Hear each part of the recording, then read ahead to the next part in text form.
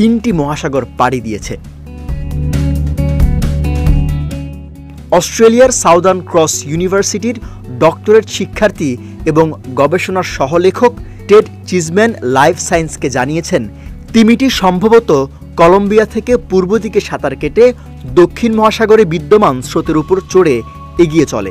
এটি ছিল খুব উত্তেজনাপূর্ণ একটি আবিষ্কার।